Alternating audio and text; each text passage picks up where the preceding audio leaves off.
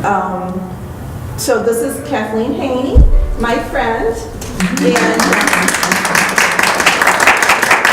she gave this presentation to just a few of us last year because nobody came, so I'm really happy to see her.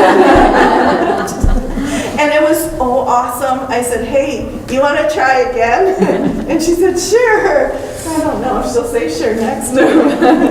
We'll see. But thank you, Kathy. Yes, thanks, Marcia. Awesome. Well, welcome, and thanks for joining us today. My name's Kathleen, and my presentation is, just about my perspective. I'm not an expert. I'm not a master gardener. I'm a mom with one daughter, and I have been gardening for about 5 years, so kind of, a newbie-er, but I've had time to experiment.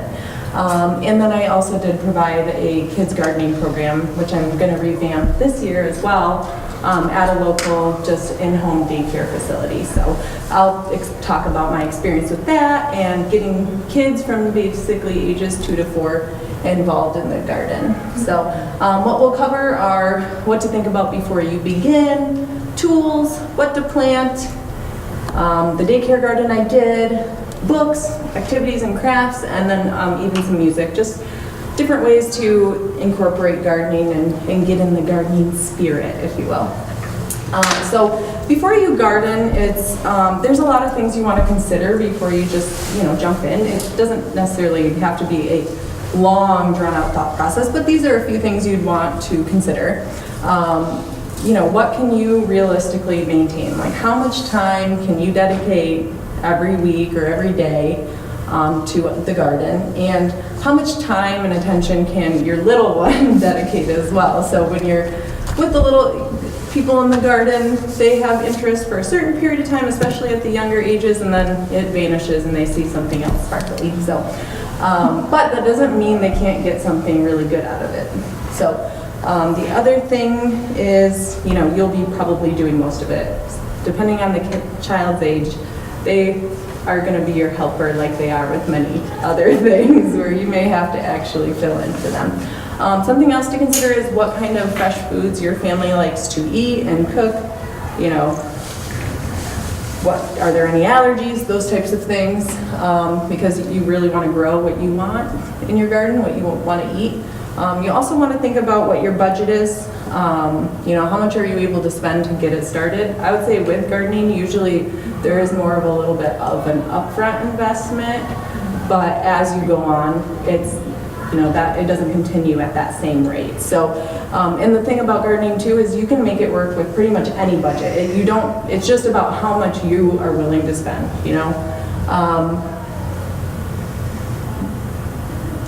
The last thing is, where will you put your garden? How will you be doing your gardening? So do you want to do containers, raised bed, cut out part of the lawn? Like, where is the sun at in your yard? So before I even put my garden in at my house, when I first bought it, I actually would just kind of watch the sun over a few days to see which areas really got sun and which ones might be shaded by a tree in my yard or a neighbor's tree or whatever else you may have going on. So I found mine was smack dab in the middle of the yard, not initially aesthetically pleasing, but it does get 6 to 8 hours of sunlight, which is what you would want for most vegetables. And like, how big do you want to go? Because if you just want to start something small, containers or raised beds are a great way to do that. And even if you're going to cut something on a lawn, you could do 4 feet by 4 feet or 4 feet by 2 feet. It does not have to be big, but if you want something bigger, you can always go that route as well. Some tools that you will want, again, this is part of kind of the initial investment that goes along with gardening, are gloves, trowel, watering can or hose, some soil, fertilizer, sun hats, and like a spade or a shovel for those bigger digging jobs or the initial plot itself. It also helps to have these things available because they help kids get into garden mode. So it's very much kind of like dressing up to go play a character on a stage. You're dressing in your necessary gear to go then out and do your gardening. So it does help them get into the garden mode. And with the use of tools, they're going to start to feel like responsible and grown up because they are using things that they have to be careful with. So that's something that's really cool to see them develop. Some great plants to start with are kind of listed here. You can, when you're doing gardening with kids, like if you want to do vegetables, of course, that's a great way to incorporate them, but you can also do flowers or any combination thereof. Like whatever is going to be pleasing to you and your family is what you should choose. So I kind of put out some of the easier plants that I find to grow. Some of my favorites are like broccoli, lettuce, radishes, and carrots, because they don't really mind some of the colder temperatures, which we often experience in Michigan. And so when you see those fluctuations, it's okay that you start in the early spring or that they go a little bit later into the fall as well. Tomatoes, cucumbers, squash, and green beans and herbs, I would say produce quite a bit for what you invest in the plant. Now I'm going to move on to kind of introducing you to the garden daycare garden that I did. So part of the program, there were 6 kids from ages 2 to 4 involved in the program, including my daughter when she was before she went to kindergarten. So in April of that year, I actually started going to the daycare just once a week, and I would read a book and maybe do an activity with them. And I'll give you some examples of what we used, and there are some books at the back table as well that I've just collected myself. And then we also started seeds indoors. So there's a lot of seed starter kits that you can get. It was really cool for them to see the development over such a short period of time when you do start those seeds inside. They do need to be in a sunny window, but we met once a week. In this case, because the home did not have a garden before, we actually built the garden from beginning to end, and so we'll talk about that. And then we transplanted our starter plants and seeds. So first you kind of have to start the garden conversation, and I took the kids outside and kind of sat them down where we would have the garden, and we did outdoor discussion and book reading and stuff, so that was just one little way to get them in to the mode. It's important to kind of set the stage for them of what to expect so they really know what to look for once you get out there. So I say that there's going to be dirt, there's going to be bugs, there's going to be lots of watering and weeding, and there's going to be yummy and new foods for them to try as well. And then you got to have the safety talk as well, since they will be using tools, and you have to use the tools correctly. You don't step on plants because then they can't grow. You should definitely wear gloves because of bugs and pickers and all kinds of things. And then sunscreen and hats are important too. So that's just a good way to get them in those habits and just kind of set the expectations beforehand. So here are some of the books that I recommend. I borrowed a bunch from the library, and I was also involved in an awesome garden club with really experienced garden ladies, and they were kind enough to share some of their favorite childhood books to read, like to read with their children or grandchildren, or some of them were teachers and had used them in classes before. So Eating the Alphabet, Jack's Garden, Superworm. Superworm was pretty popular, especially with the boys. And we've got just several others, and some of them are just great authors that kind of make gardening books. So once you find one, then you're like, oh, I really like this, and you might find others as well. So I definitely think this is an important step in getting them to be fully engaged before you actually get out gardening, or in the process is just giving them an idea of like the wonder and magic of it all, and kind of give them an idea of what they're going to see, and so then when they see it, they're making that connection, which is really, really cool. So I also did activities and crafts. One of them I brought, it's just super simple. I mean, these are kids that are 2, 3, and 4, so you don't want to have something elaborate for them to do. And I think that most people feel that same way. You don't want to do a bunch of preparation if you don't actually know if they're even gonna like it or want to do it. So some things I recommend are like visiting gardens. Of course, we have like Dow Gardens and Chippewa Nature Center and other amazing places around the state and around the country. Another option is just to go on walks around the neighborhood, and you can start looking at people's houses and, you know, talking about what you see. There's loads of pictures you can print off the internet, and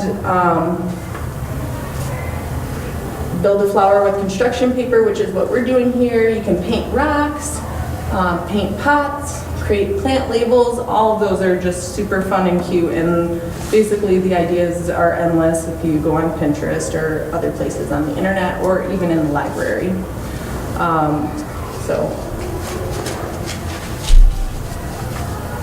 I also made, when we were first getting out there, you know, it's kind of hard work. We're out there in the sun, we're lifting things, we're pulling weeds, we're pouring water. Like, I wanted to make it fun and got some getting groovy in the garden, you know. So I made a playlist of songs that I thought were really fun and kid appropriate that they enjoyed listening to. And so then you find yourself humming a little tune as you're pulling things from the garden or tending on your plants. So some of these songs are ones we know, some of them are kids' favorites, but I definitely think this was something good that I added. But also sometimes you don't want music, so you might just want to be able to, you know, be present in the moment and listen to the sounds of birds and bees and the wind blowing. And so it's nice to just have options to not make it repetitive and kind of the same for them. So like I said, for our beginning to plant, what I did here is color-coded labels for each type of plant we were growing and made a little key for that. And then each kid got to like make their own pack here, which these just break apart and are compostable. So they each planted like a green bean, each planted a sunflower, so that way they could come and check on their little garden as the seeds were starting. And they got to put all the dirt in, so this was like their first exposure inside before it was actually time to get out. And the most important thing is that the plants, when they're like this, that they remain moist and that they're in a sunny area, probably a south-facing window. And so here we are getting the beds ready. We decided to go with a raised bed garden. Everyone helped move. And you got permission to play with the dirt, which isn't something you always get to do, but it's so fun and nice and just freeing to be able to get dirty. And you know, they didn't really last that long. Couple bucketfuls back and forth, and they were pretty much over it. So that's one of those situations where it's great to get them involved and get that exposure, but you kind of know that you are going to be doing most of the work. So we're putting the soil in here, and then here we're putting the soil and plants in the garden. Some were moved just into bigger pots because you can do that too. Some were placed directly into the garden. This is a super fun part for them to actually plant their plants in the soil in the garden, but it is something where they have to be really careful because the plants are so delicate at that stage. So it was a good practice for us, you know. Don't smush that little one here. But you can see some of the starter plants exploded, so that's something to be cautious of. Again, it's all an experiment, so don't be too hard on yourself if things don't work out. I mean, just take the win where you get it. You know, if one of your plants grows, let's champion that and focus on that. Maintenance, so that, you know, putting the garden in is pretty much half the job. The rest actually comes once you have the plants in and you have to maintain them. But it's also where they get to see the most change. So it's really cool from one week to the next, or, you know, from one day to the next, to be able to, for them to witness and experience some of those changes that are actually going on just by nature's laws. You know, they learn what needs to be done, and then they can be a leader and start taking initiative. So That's good practice for the little ones. And then, you know, there's lots of discoveries along the way. Oh, what's this bug here? And, you know, is this a weed or is this not? And can I pull this leaf off? There's many questions and discussions. So usually with the vegetable garden, we do need to water every day unless it rains once you get to those summer months. And then you start to see the growth. You see the first blossoms, and you get to see it change from a flower into a beautiful plant, and you know, the tomatoes green for months and months and months, and then you see a little stripe of orange or yellow, and then it changes to red, you know, the very next day or next week, and this is definitely the most exciting part for the kids. So it makes all that hard work a little bit worth it. It's also great to kind of document your progress, whether you would just want to do that with like on your phone, taking pictures of it, or to actually keep a garden and kind of keep track of how things have grown, and then the kids can really see the progress, and you will too. And it's really motivating once you start seeing things grow. So kind of lastly here, what's the gain? Why even go through all this trouble? Why make a PowerPoint presentation and talk to a room full of people about it? I definitely think there are so many benefits for kids. My daughter is 6 now, 7, and she is motivated herself to go out in the garden. It's something that she really enjoys, and she talks about at school, and it's one of her favorite activities. And that's completely her. That's her talking about it this year, like, I want to talk about what I'm going to grow in my garden, and you know, she gets excited to go to the greenhouses and to Home Depot. She's like, ooh, that's that store. She knows. So and there's definitely an educational element to it. They're learning and discovering things with your kids. So it's a great way to spend time together, even if it doesn't work out the way you expect. So if you yield nothing, you yielded some time together working on it. And so that's a benefit in itself. But it's also, I would say, full body engagement, and all senses are engaged when you are, so there's learning happening on many levels. It's not just what they can communicate back to you, but they're learning how plants look, smell, feel, grow, and taste on, you know, really small levels. And they're learning about wildlife and tiny ecosystems that exist in your yard. You know, that the worms make the dirt fluffy and more fertile, like they're part of the whole process. They also learn that hard work pays off. So you spend all this time, it seems like nothing's happening, you see a little bit of growth, and then there are actual results. So you are making things with your hands, and it feels good and it gives you something to share with others. So I think those are really important lessons.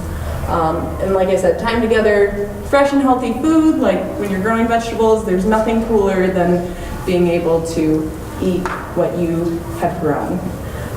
And then lovely fresh air, which is so important for all of us. And yeah, by the end, you might just end up with a happy little gardener. Thank you.